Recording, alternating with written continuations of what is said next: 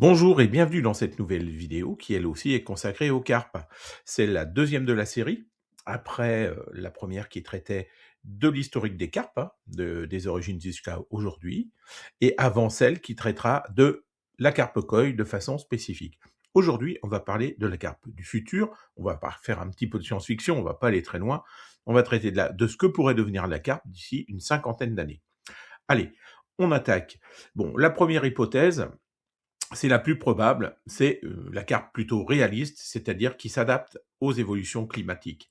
Le climat se réchauffe, les étés deviennent de plus en plus secs, les étangs sont en général plus chauds et plus pauvres en oxygène, l'été toujours.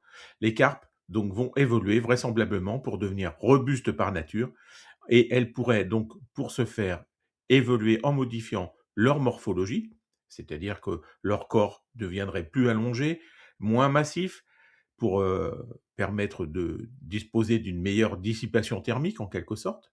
Leurs nageoires pourraient, elles, légèrement se développer pour améliorer l'oxygénation cette fois. Et puis leur couleur pourrait devenir plus claire pour limiter l'absorption de la chaleur l'été. La physiologie maintenant de cette carpe, une meilleure tolérance aux eaux chaudes, hein, qui peuvent évoluer entre 28 et 32, c'est assez commun dans certains étangs maintenant.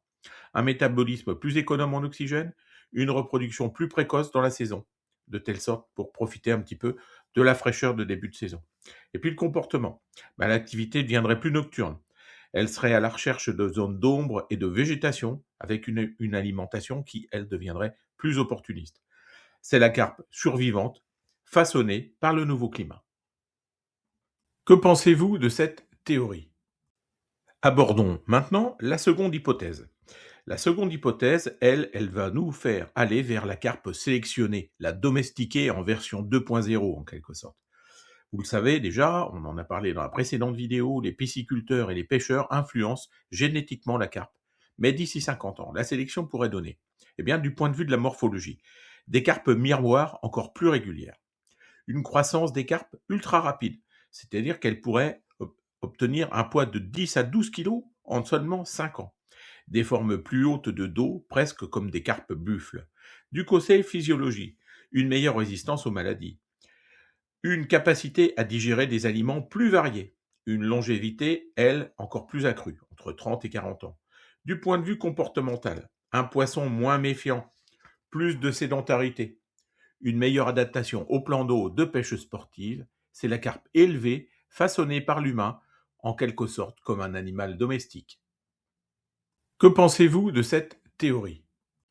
Hypothèse numéro 3. La carpe dite écologique, la carpe de l'étang résilient. Dans les petits étangs naturels comme le mien, la carpe pourrait évoluer différemment selon des pressions locales. Côté morphologie, des poissons plus fins, adaptés aux eaux peu profondes, des couleurs plus foncées si l'eau reste teintée, une écaillure plus hétérogène selon les croisements. Côté physiologie, une meilleure résistance aux variations de niveau d'eau, une capacité à survivre à des périodes de stress hydrique, une reproduction plus flexible selon les années. Du point de vue comportemental, des carpes plus mobiles, exploratrices, une alimentation plus tournée vers les invertébrés et des interactions plus fines avec les autres espèces, gardons, tanches, brochets par exemple.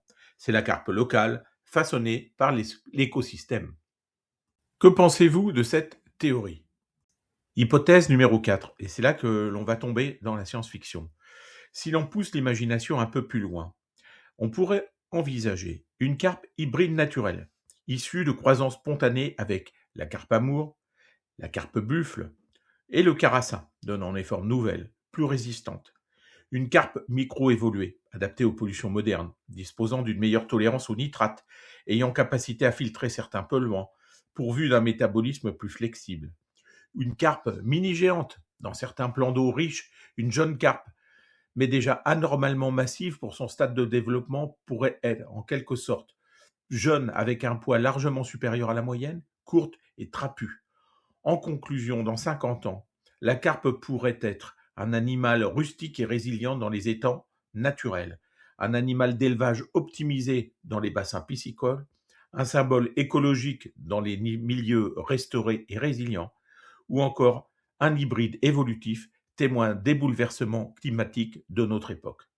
Dans mon étang, elle pourrait demeurer un personnage vivant, incarnant avec discrétion la biodiversité locale et l'histoire qui continue de s'écrire. Que pensez-vous de ces 4 théories? En attendant vos avis, je vous quitte sans oublier de vous convier à visiter mon site internet www.mon-étang.fr, sans omettre de vous inviter à vous abonner à cette chaîne YouTube si mes vidéos vous intéressent, et sans manquer de vous appeler à venir jeter un coup d'œil à ma page Facebook ou à mon groupe Facebook, qui s'appelle tous les deux de la même façon, à savoir un étang, une passion. À bientôt les amis.